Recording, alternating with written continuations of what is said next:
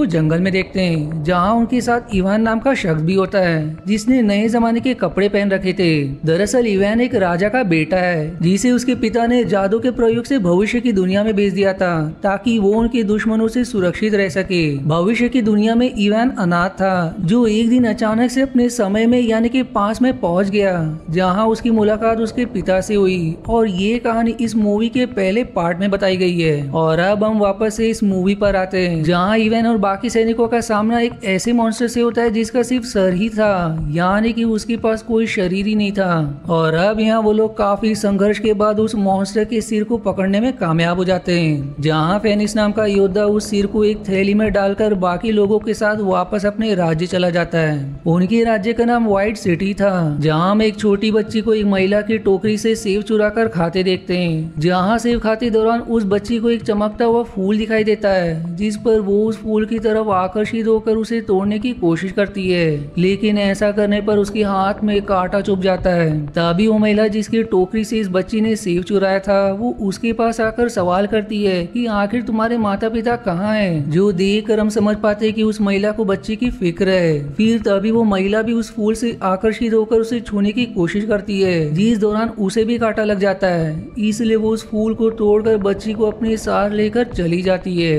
दूसरी तरफ हम इवान को देखते हैं जिसने अपने कमरे में भविष्य की बहुत सी चीजें जैसे वॉशिंग मशीन, लाइट बल्ब और ओवन वगैरह रखा होता है, जिसे चलाने के लिए उसके पास जनरेटर भी था और वो इन चीजों को भविष्य में जाकर लाया करता था। जिसके बाद वहाँ बेलिसा आकर ईवा से बात करने लगती है, पर उसी समय एक सैनिक इवान के जनरेटर को शैतान समझकर उसे तोड़ देता है। वहीं अब इस तरफ हम उस महिला को बच्ची के साथ देखते हैं, जहाँ उस छोटी बच्ची के शरीर पर कुछ निशान बन रहे थे और बिल्कुल वैसा ही निशान उस महिला के हाथ में भी बन रहे थे, जो देखकर हम समझ पाते हैं कि ये सब उस फूल की वजह से हुआ है। अब अगले सीन में हम वापस से इवान को देखते हैं, जो अपने पिता यानी कि राजा की जादुई तलवार से एक पोर्टल बनाकर भविष्य की दुनिया में आ जाता है, जहाँ वो एक सुपरमार्केट से नया जनरेटर और बाकी जरूरत की चीजें खरीदकर फिर से पास में लौट आता है। उधर वो महिला बच्ची को लेकर एक जादूगरनी के पास जाती है, जहाँ उस बच्ची के बालों की जांच करके जादूगरनी बताती कि इस बच्ची के ऊपर शैतानी सा आया है, इसलिए इसे जान से मार दो। जो सुनकर वो महिला उस जादूगरनी को ही भला बुरा कहकर वहाँ से चली जाती है। फिर रात के समय वो महिला और बच्ची अपने आप ही उस जगह पहुंच जाते हैं जहाँ उन्हें चमकता हुआ फूल दिखाई दिया था, लेकिन वहाँ जाने पर एक जादुई पेड़ उन्हें जकड़ लेता है और ये सीन यहीं कट होकर अगले दिन की तरफ मुड़ जाती है, जहाँ राजा ने एक प्रतियोगिता रखवाई थी जिसमें राज्य के सभी लोग अपनी अपनी ताकत और काबिलियत का प्रदर्शन करते हैं। तभी फेनिक्स एक मॉन्स्टर को कैद करके वहाँ ले आता है, जिसमें फेनिक्स काफी अच्छा प्रदर्शन करता है और अपने प्रदर्शन के बाद वो इवान को प्रतियोगिता में भाग लेने की चुनौती देता है, जिस पर इवान पहले तो वापस से अपने समय में जाने की कोशिश करता है, लेकिन उसके पिता की जादुई तलवार काम ही नहीं करती क्योंकि उसका जादू खत्म हो गया था। दरअसल इवान हर रोज भविष्य में जाया करता था, जिस कारण तलवार की शक्ति कम होती चली गई और आखिरकार अब उसकी शक्ति पूरी तरह खत्म हो गई है। इसलिए इवान को मजबूरन उस प्रतियोगिता में हिस्सा लेना पड़ता है, जहां वो काफी अच्छा प्रदर्शन कर रहा था।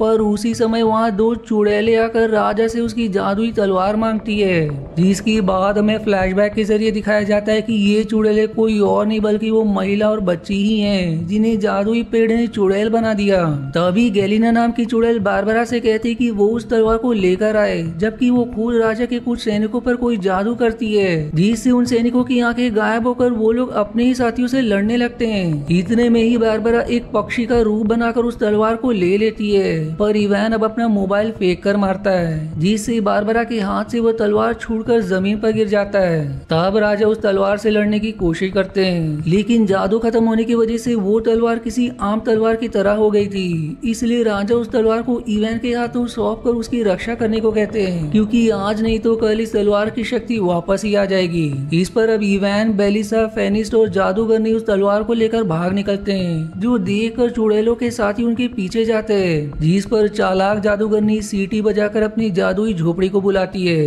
वहीं बारबरा के साथी जैसे उस जगह पर आते उन्हें वो झोपड़ी नदी के पानी में तैरकर आगे जाते हुए दिखाई देती है, जिससे उन्हें लगता है कि सभी लोग झोपड़ी के अंदर होंगे, लेकिन उस झोपड़ी में कोई नहीं नहीं था, क्योंकि सारे लोग उस नदी के पास बने खोखले पेड़ के अंदर छुपे हुए थे। यहाँ भी इवान उस जादूगरनी से सवाल करता है कि आखिर वो चुड़ैलें कौन थी और उन्हें तलवार क्यों चाहिए, जिस पर जादूगरनी बताती कि हजारों साल पहले यहाँ एक नेक दिल जादूगर रहा करता था, जो किसी भी चीज को छूकर उसके अंदर जान डाल देता था। फिर एक दिन उसे ऐसा लगा कि वो बूढ़ा हो रहा है और बहुत जल्द उसकी मौत हो जाएगी, इसलिए उसने अमर होने के लिए एक जादुई तलवार बनाई, और ये वही तलवार है जो इस समय इवान के पास मौजूद है। उस तलवार में सूर्य ग्रहण के समय जादुई हीरा लगाने पर वो जादूगर अमर हो जाता है। लेकिन जादूगर के चेले कोशी ने उस तलवार के लालच में आकर जादूगर के ऊपर एक विशालकाय पत्थर गिराकर उसे जान से मार दिया। लेकिन वो जादूगर मरने के बजाय जमीन में ही दफन रहा और उसके मन में नफरत भर जाने के कारण वो एक शैतान बन गया,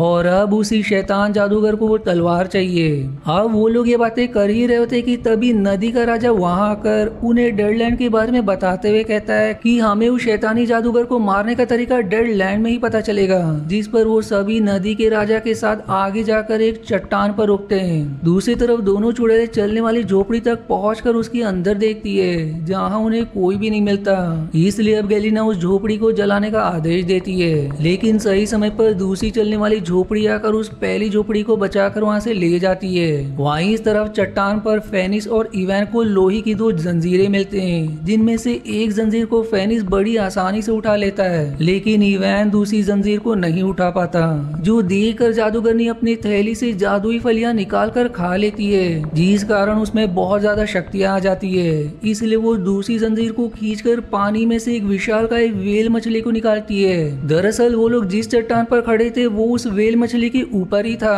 जिसके बाद वो वेल मछली उन सभी को लेकर हवा में उड़ जाती है और उड़ते हुए वो उन लोगों को डेडलैंड तक पहुंचा देती है। इसी बीच इवान उस जादूगरनी की थैली को चुरा कर अपने पास रख लेता है और डेडलैंड पहुंचकर वो उनमें से कुछ फलियां निकाल कर खा लेता है, जिससे उसके अंदर भी ताकत आ जाती है। इसलिए अब वो एक विशालकाय पत्थर को उठाकर दूसरी ओर फेंकते हुए अपने शक्ति का प्रदर्शन करता है। अब आगे हम उन सभी को बोलने वाले पहाड़ के पास देखते हैं, जहाँ वो पहाड़ बताता है कि वो सिर्फ उसे ही अंदर जाने देगा जो उसकी तीनों सवाल के सही जवाब दे, वरना वो उन्हें बर्फ में जमा कर मार देगा। अब इस पर इवान उसे ही अपने बातों में उलझाकर 3 ऐसे सवाल पूछ लेता है जिसका जवाब उसे पहले से पता था। इसलिए वो उस पहाड़ से कहता है कि तुमने मुझसे 3 सवाल पूछ लिए जिनके जवाब भी मैंने दे डाले, इसलिए मैं और किसी भी सवाल का जवाब नहीं दूंगा। जिस पर वो पहाड़ समझ जाता है कि इवान ने उसे बेवकूफ बनाया, पर क्योंकि उसने 3 सवालों के जवाब दिए थे इसलिए वो उसे एक चमकदार पत्थर देकर अंदर जाने को कहता है, जिस पत्थर की मदद से इवान किसी भी मरे हुए शख्स को वापस ला सकता था।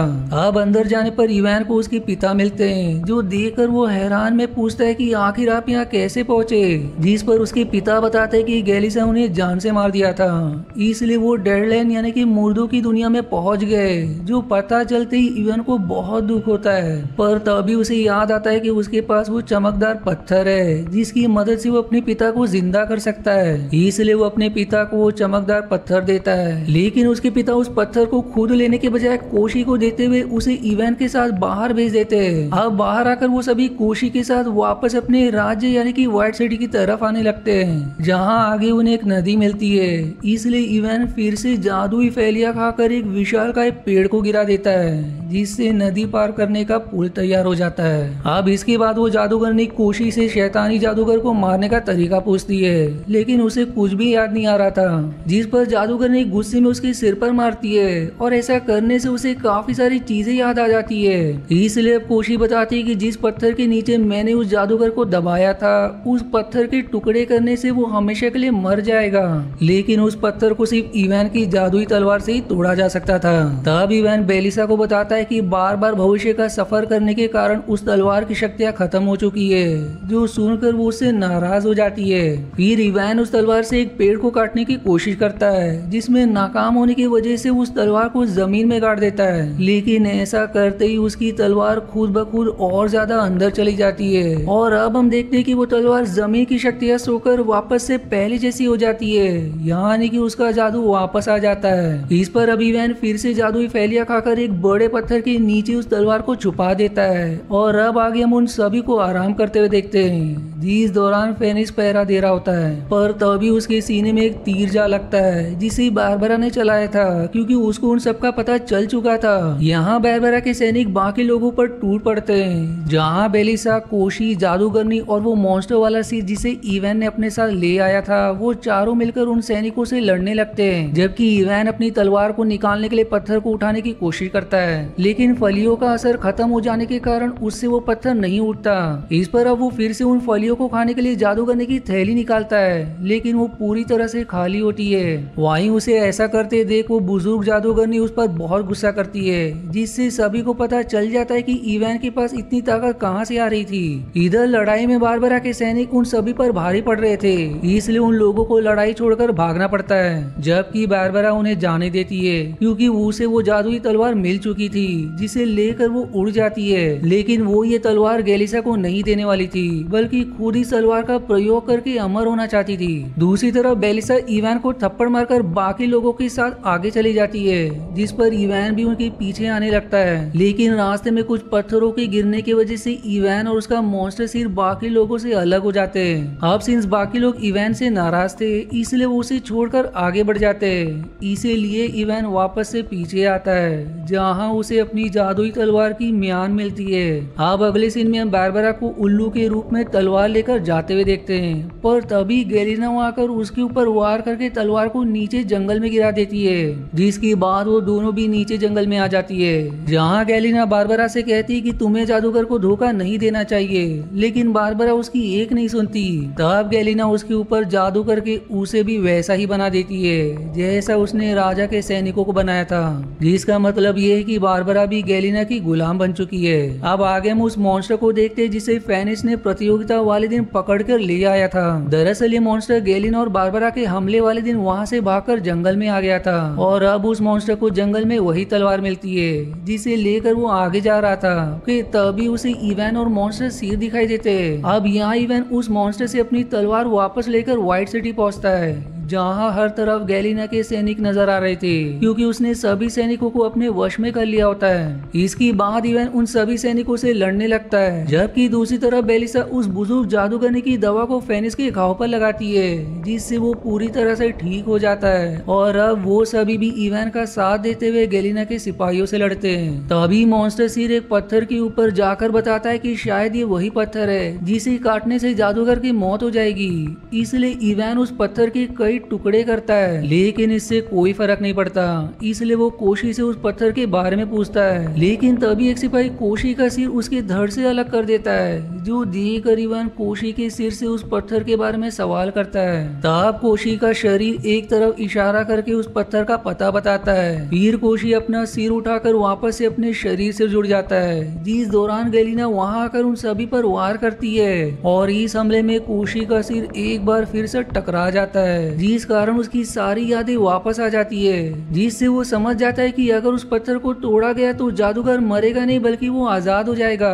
इसलिए वो इवान को ऐसा करने से तुरंत रोकता है, लेकिन तब तक बहुत देर हो चुकी होती है, क्योंकि इवान ने तब तक उस पत्थर पर वार कर दिया था। अब इवान के वार करते ही एक तेज रोशनी के साथ वो जादूगर आजाद होकर बाहर निकल आता है, और अब आजाद होते ही वो इवान को मारने की कोशिश करता है, जिस पर फिर कोशी उससे कहता है कि तुम्हारी दुश्मनी मुझसे है, इसलिए मुझे मार दो। लेकिन वो जादूगर कोशी को मारने के बजाय उसे जमीन में गाड़ देता है, और फिर इसी के साथ वो बाकी लोगों को भी अपनी जादुई टहनियों से जलाकर जमीन में गाड़ने लगता है। तभी इवान को अपने विजन में उसके पिता नजर आते हैं, जो बताते हैं कि हमें जमीन से ही सारी शक्तियां मिलती है, इसलिए तुम अपनी शक्तियों को पहचानने की कोशिश करो। और अब इसी के साथ इवान का विजन खत्म हो जाता है, और अब हम देखते हैं कि उसे जमीन से कुछ शक्तियां मिल रही है, जिसके बाद वो उस जादूगर की टहनियों को तोड़कर उसे भी जमीन से उखाड़कर दूर फेंक देता है। दरअसल इवान ने ऐसा इसलिए किया क्योंकि उसे पूरा यकीन था कि जिस तरह उसे और उसकी तलवार को जमीन के द्वारा शक्तियां मिल रही है, उसी तरह जादूगर की शक्तियां भी जमीन से आ रही है।